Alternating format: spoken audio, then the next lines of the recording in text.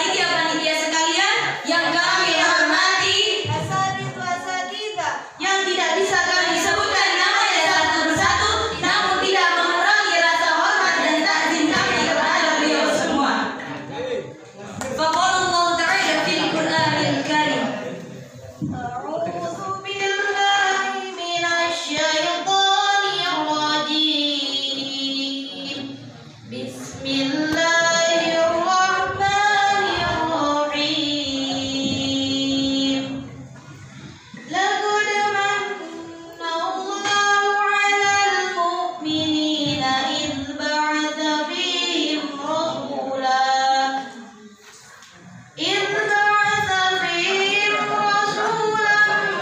minhum yatlu 'alaihim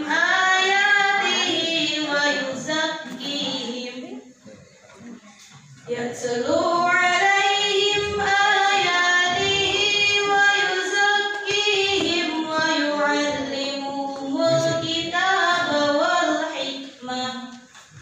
Aku beri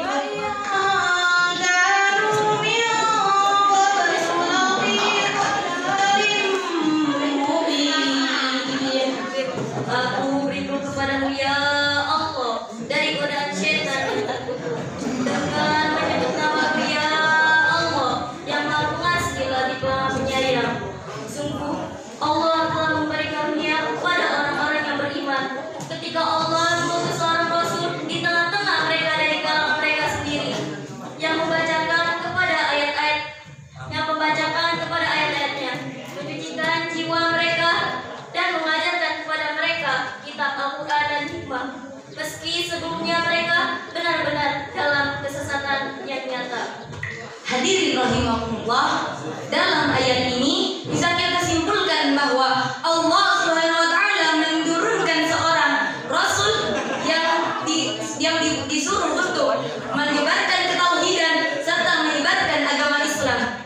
Dan Nabi Muhammad SAW dalam hal ini melakukan dua langkah. Yang pertama, berjihad secara sembunyi atau secara rahasia. Lalu yang kedua, yakni berdakwah secara terang-terangan. Yang pertama, berdakwah secara sembunyi-sembunyi, yakni yang mana kita tahu kota Mekah adalah pusatnya bangsa Arab, yang dimana di sana banyak pemuja-pemuja Ka'bah, pengabdi-pengabdi Ka'bah serta berhala-berhala yang disakralkan oleh kaum mereka.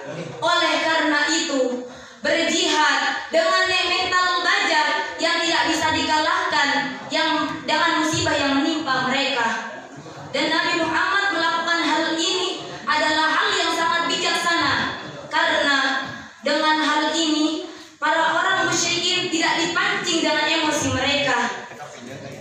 Lalu sebagaimana yang tersurat dalam Quran surat Al-Asyura ayat 214, faqalallahu ta'ala fil Qur'anil Karim,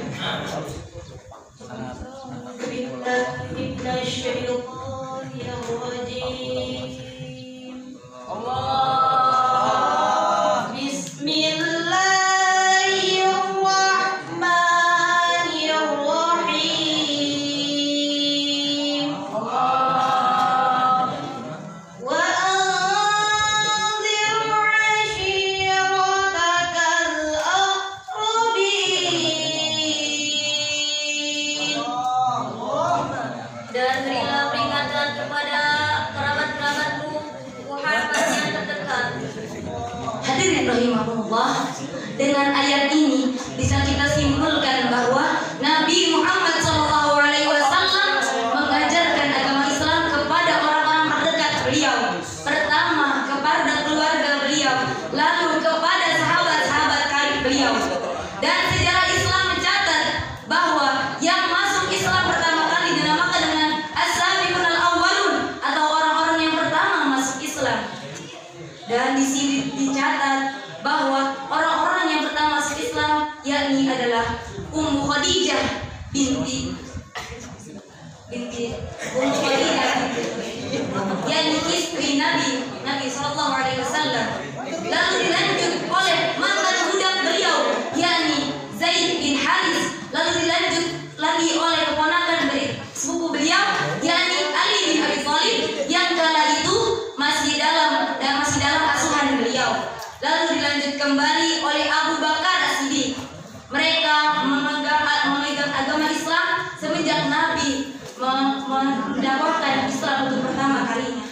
Lalu ajaran yang kedua, langkah kedua yakni berdakwah secara terang-terangan. Pada kala itu Nabi mengingat dengan janji pamannya yakni Abi Thalib, yang kala itu dia akan membantu dengan ajaran yang dibawa oleh Nabi Abi Thalib.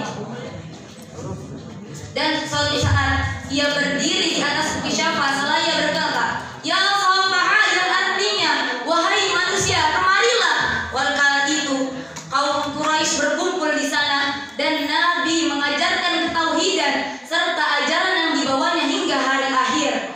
Hadirin rahimakumullah, ada juga gambaran bagaimana rintangan yang dialami Nabi Muhammad SAW dalam berdakwah, yakni yang tersurat dalam Quran surat Al-Hijr ayat 6. Faqala Allah Ta'ala fil Qur'anil Karim, A'udzu billahi minasy syaithanir rajim. Bismillahirrahmanirrahim. Wa qalu ya ayyuhalladzi nuzzila 'alaihi dzikru innaka lamajnun.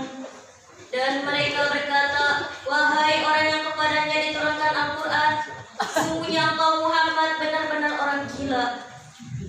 Hadirin rahimahullah, dalam ayat ini bisa kita simpulkan bahwa para kaum musyrikin menghina Nabi, mencaci maki Nabi, bahkan mentertawakan Nabi. Masya Allah, pada kala itu Nabi diinjak-injak harga dirinya, sehingga para kaum awam yang belum mengenal Nabi tidak percaya dengan ajaran yang dibawa Nabi SAW. Lalu langkah kedua yang dilakukan oleh kaum musyrikin adalah menghina atau menistakan Al-Quran. Mereka berkata bahwa yang berada di dalam Al-Quran itu hanyalah dongeng-dongeng yang disibukkan manusia di dalamnya. Lalu yang ketiga adalah mereka melakukan negosiasi. Dan pada kata itu Nabi Muhammad SAW diminta untuk meninggalkan sebagian dari agama mereka, dan mereka pun akan meninggalkan sebagian dari agama mereka. Bukan hanya itu, bahkan kaum musyrikin akan menghabisi Nabi Muhammad. Pada suatu kisah yang pemuda bernama Uqbah bin Mut'im, ia menginjak-injak tengkuk mulianya Nabi Muhammad SAW hingga kedua matanya ingin keluar. Hadirin rahimakumullah, Nabi Muhammad adalah manusia yang sangat mulia, yang kita patut contoh akhlaknya, perilakunya, dan dari semua yang patut kita contoh, yang kita ambil contoh, yang satu adalah perjuangan beliau ketika mengajarkan agama Islam kepada masyarakat banyak. Sebagaimana yang dikisahkan ketika ia pergi ke negeri Taif bersama Haris, ia melewati kabilah-kabilah sembari mengajarkan ketauhidan serta agama Islam. Yang kala itu jarak dari Mekah menuju Taif hanyalah 60 mil. Mereka berjalan. Lalu apa yang dilakukan orang-orang di sana? Mereka tidak mempercayai ajaran yang dibawa Nabi. Bahkan ketika Nabi ingin kembali pulang ke Mekah, mereka menempari Nabi dengan batu sehingga darah bercucuran hingga ke sendal Nabi Muhammad SAW.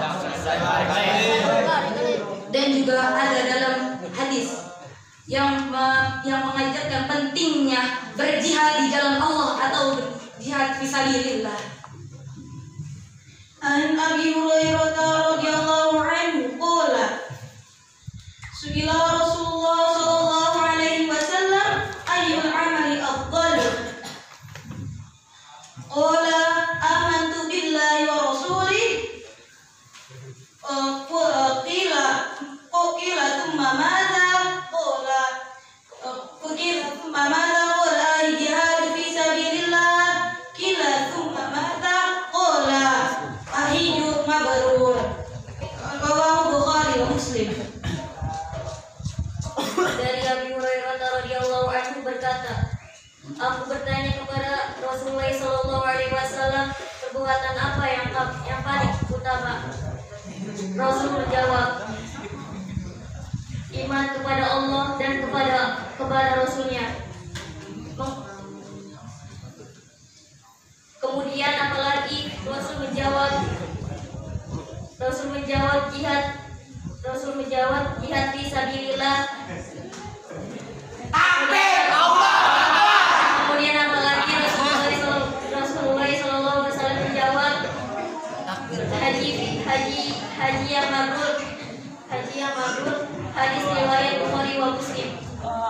Dari hadis ini kita dapat simpulkan bahwa pentingnya jihad di jalan Allah seperti kita yakni berjihad untuk belajar di pondok pesantren Al-Iqab ini.